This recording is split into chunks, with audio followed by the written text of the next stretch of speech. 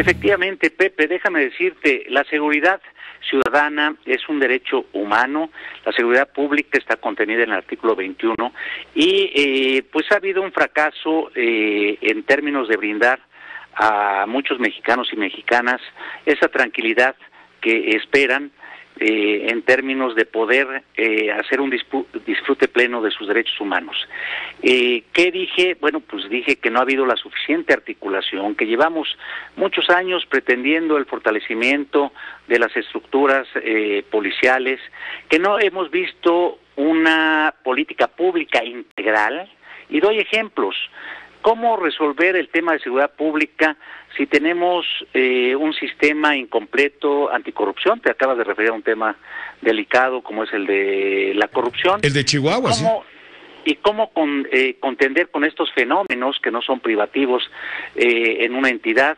Precisamente en un sistema anticorrupción que no está suficientemente instalado, o con un modelo de fiscalía autónoma que no se ha, pues no sé si decir iniciado, que la idea es tener ese modelo a partir del cual puedan cambiar los objetivos de la Procuración de Justicia y que sea independiente de las decisiones políticas y que realmente responda a acabar con la impunidad. ¿Cómo entender la integralidad de el tema de seguridad pública si no avanzamos en los temas que tienen que ver precisamente con el fortalecimiento de las capacidades policiales? ¿Cómo no entender esa integralidad si después de 8 años, hoy 9, de que se anunció el nuevo sistema de justicia penal y se dio ese lapso 8 años para su implementación, al menos a nivel federal, y resulta que no están suficientemente preparados los operadores del sistema de justicia, del nuevo sistema de justicia penal? Todas estas observaciones, Luis Raúl, perdón la interrupción, están fundamentadas también, están documentadas con las cifras espeluznantes que dio a conocer recientemente el Secretariado Ejecutivo del Sistema Nacional de Seguridad Pública. Este fin de semana dio cifras que hablan de 2017 como el peor año, el año más violento en 20 años. Se incluyen por primera vez feminicidios. El año cerró con 29,168 homicidios dolosos, de los cuales 671 son feminicidios. Es decir, 72% más de asesinatos dolosos respecto a 2016.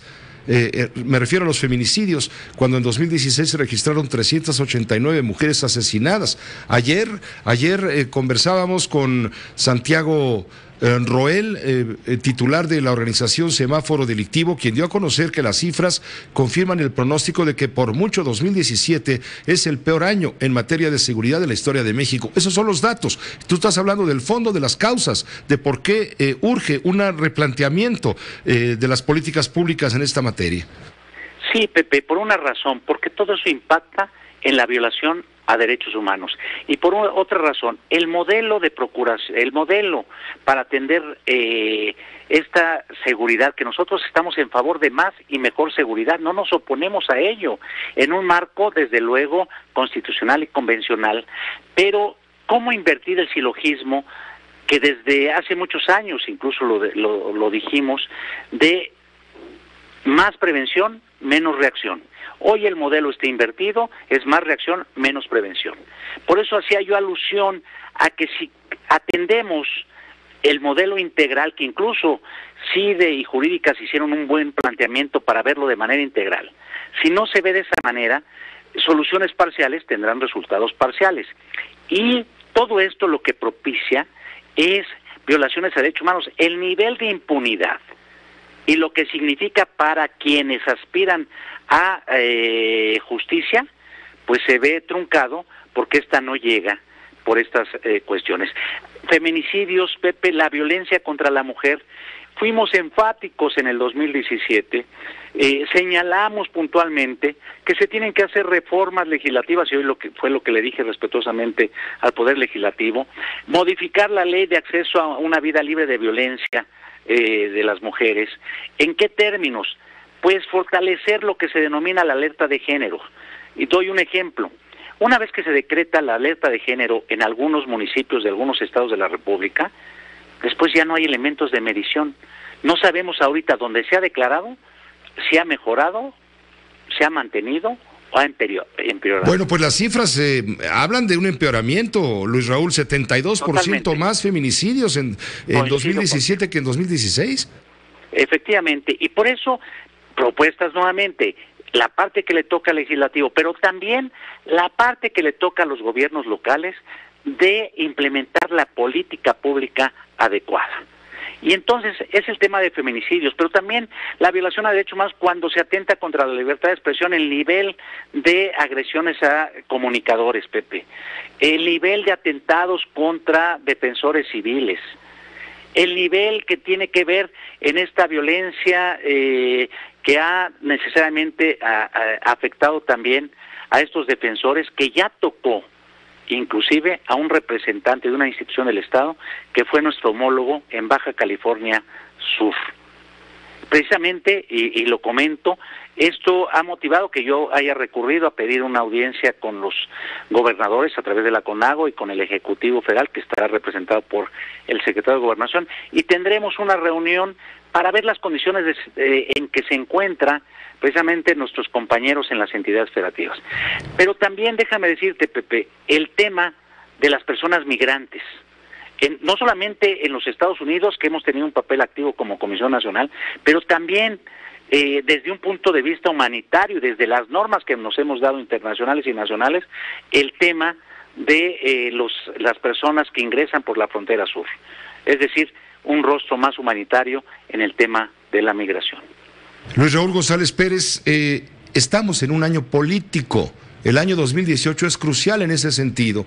¿Tú crees que va a haber un gobierno en este momento que busca conservar el poder, que se va a aventar en un esquema como el que tú estás proponiendo, poniendo a riesgo el fracaso y poniendo a riesgo el tema electoral para el partido en el poder?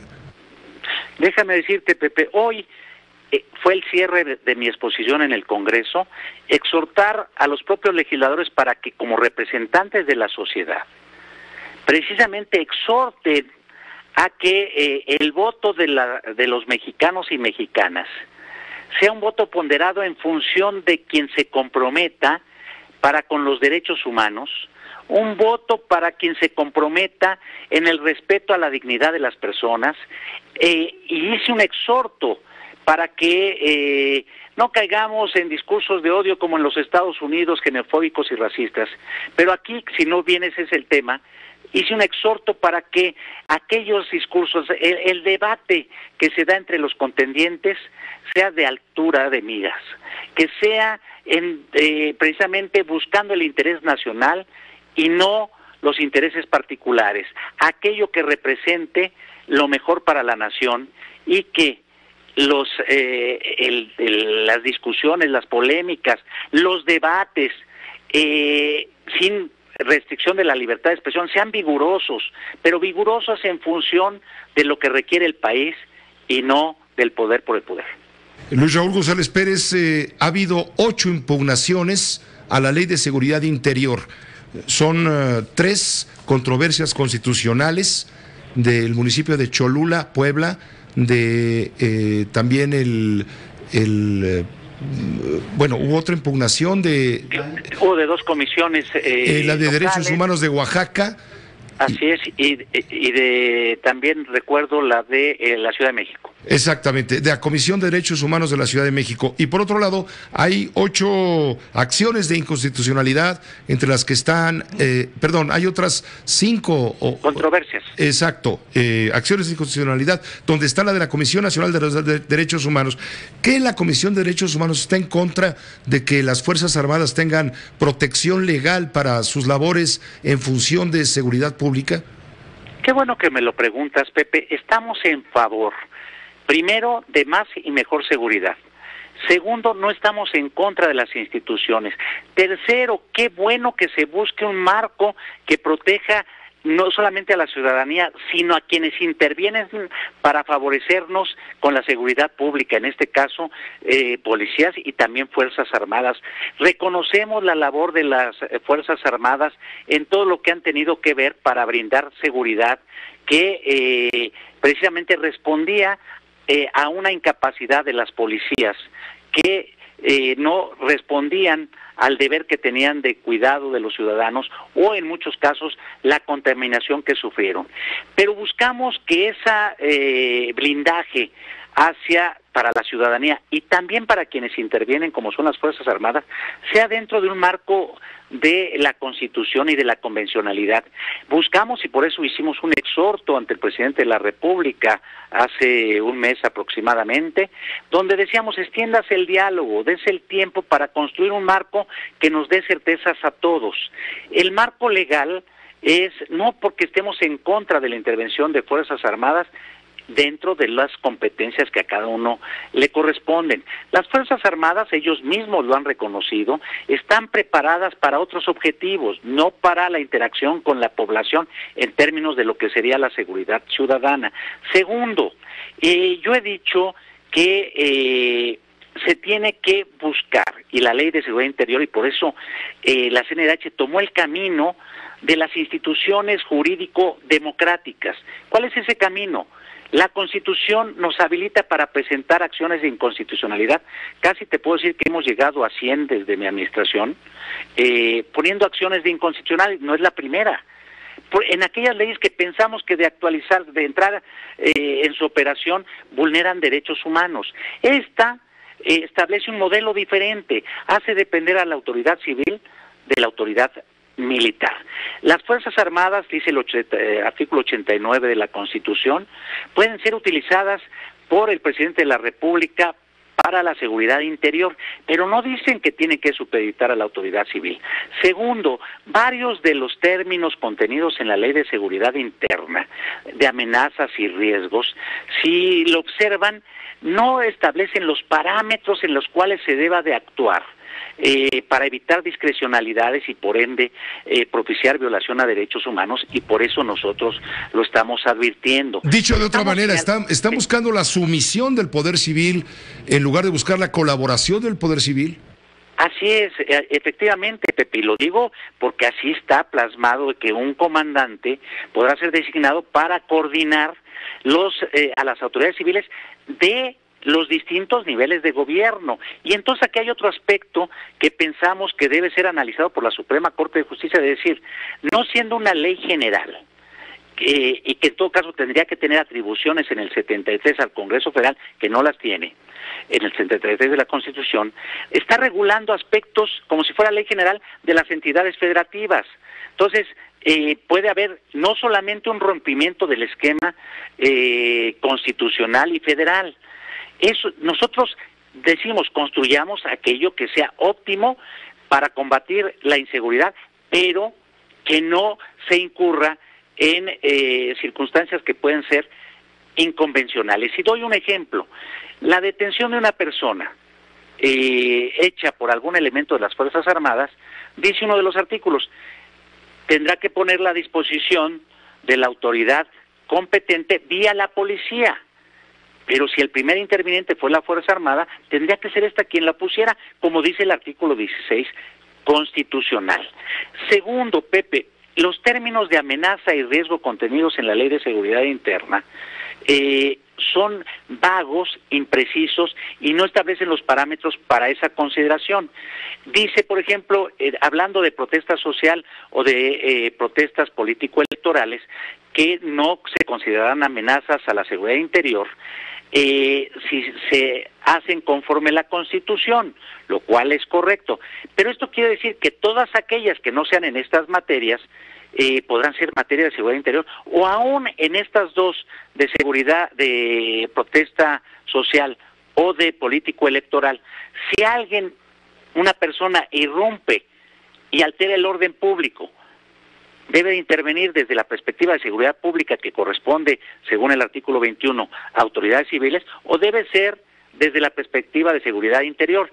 Y tercero, Pepe, otro elemento, amenaza y riesgo se contiene lo mismo en seguridad nacional que en la ley de seguridad interna que en la ley de seguridad pública. ¿Bajo qué paraguas se va a actuar?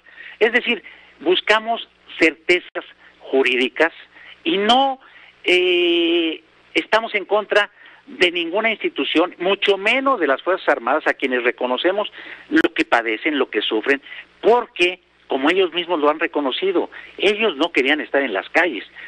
La necesidad ante el rebase de las fuerzas civiles hizo esta presencia, que se entendía que era de manera transitoria, y hoy la Ley de Seguridad Interior la hace de manera permanente. Y doy un dato adicional, Pepe. La acción de inconstitucionalidad 1/96, te estoy hablando de hace muchísimos años, llegó a la Corte una acción de inconstitucionalidad puesta por integrantes del Congreso de la Unión. Y ahí, en sus considerandos, en la sentencia se dice que si bien la fuerza militar puede intervenir no solamente en disciplina militar, sino en auxilio de la autoridad civil para diferentes materias, de manera específica, en sus considerandos dice, de manera auxiliar, pero de la autoridad civil, y siempre que ésta la pida, ¿sí?, para atender la seguridad interna. Es decir, ya la Corte se había pronunciado, yo no sé qué vaya a decidir. Ahora yo respeto a la Corte, lo he dicho siempre, y además todos tendremos que respetarla porque es el intérprete máximo de lo que vaya a decir, pero sí hago un exhorto para que sea exhaustivo en su análisis y ver bajo los razonamientos de 11 minutos del pasado, que habían dicho que era auxiliar de la autoridad civil en materias incluso de seguridad interior, hoy cómo varía ese concepto y por qué motivos. Pues te agradezco, Luis Raúl. ¿Cuándo deberá la Corte hacer sus pronunciamientos? Claro, es un poder independiente, pero ¿cuándo estima la Comisión de Derechos Humanos y los demás que han interpuesto estas acciones de inconstitucionalidad y las controversias constitucionales? ¿Cuándo deberá pronunciarse la Corte? De hecho, ya la Corte desechó una impugnación del Partido Movimiento Ciudadano, por cierto, anoche. El término para interponer acciones se venció, pero el de controversias respecto de algún nivel de gobierno, todavía hay tiempo para interponerla, y la Corte lo que hace es dar vista a las autoridades demandadas, en este caso el Ejecutivo, de las autoridades del Ejecutivo y al Congreso, rinden sus informes, lo conocen las partes, cierra su instrucción en la Corte, y no hay tiempos, la Corte determinará sus tiempos para resolver. Pues bien, el año político y aquí las cosas empiezan a contaminar sin duda. Te agradezco mucho, Luis Raúl González Pérez, el haber tomado la llamada y conversado con la audiencia de Grupo Fórmula Noticias sobre esto que nos llamó tanto la atención, estos índices históricos de violencia que revelan fallas de la autoridad. Gracias a ti, Pepe, y reitero, lo que hizo la Comisión Nacional es irse por el camino de las instituciones jurídicas.